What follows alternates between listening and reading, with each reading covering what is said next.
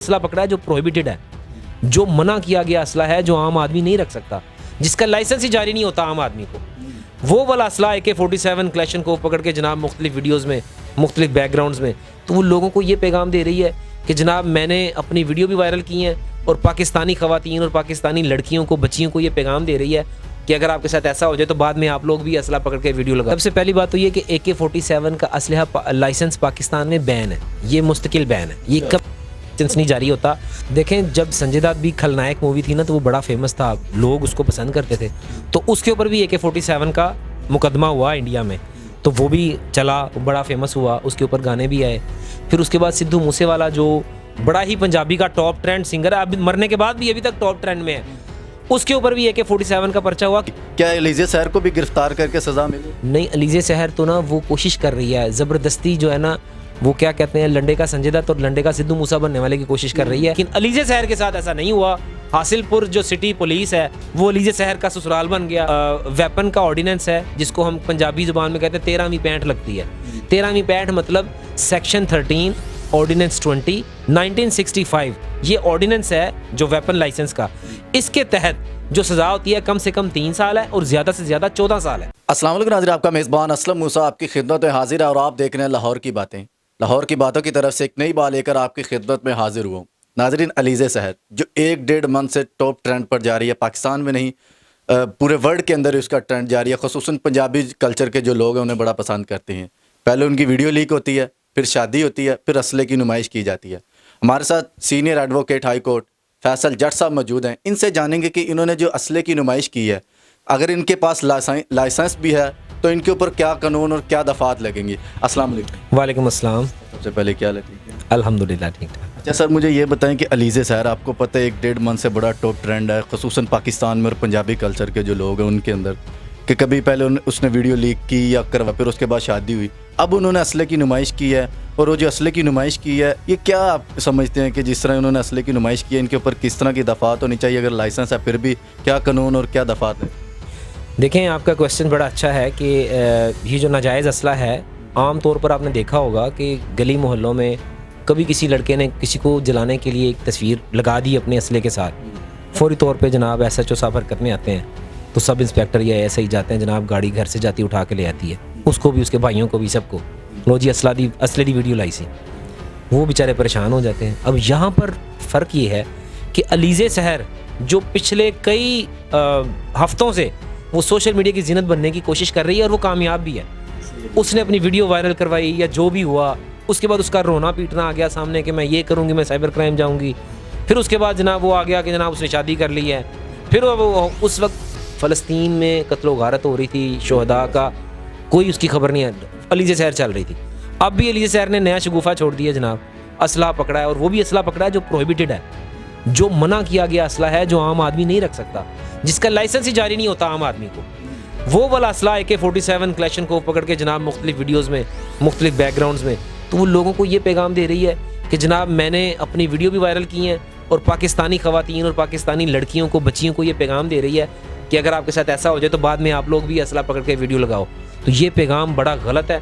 मैं इसकी सख्त अल्फाज में कानूनदान होने की हैसियत से, पाकिस्तानी होने की हैसियत से मुज़म्मत करता हूँ, शदीद अल्फाज में मुज़म्मत करता हूँ। सर, इस जो असला उसने पकड़ा हुआ AK-47 वो गन है, तो उसका अगर लाइसेंस भी हो तो उनके ऊपर क्या दफ़ात होंगी? अगर नहीं है तो फिर क्या दफ़ात होगी? सबसे पहली बात तो ये कि AK-47 का असलहा लाइसेंस पाकिस्तान में बैन है, ये मुस्तकिल बैन है, ये कब लाइसेंस नहीं जारी होता।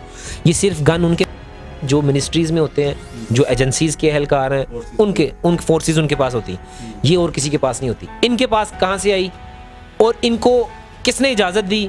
फिर आपका सवाल है कि अगर लाइसेंस हो भी तो क्या होता है?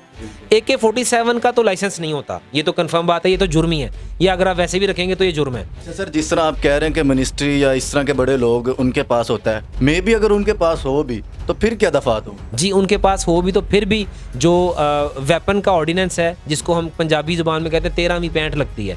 13वीं पैंठ मतलब सेक्शन 13 ऑर्डिनेंस 20 1965, ये ऑर्डिनेंस है जो वेपन लाइसेंस का, इसके तहत जो सज़ा होती है कम से कम 3 साल है और ज़्यादा से ज़्यादा 14 साल है।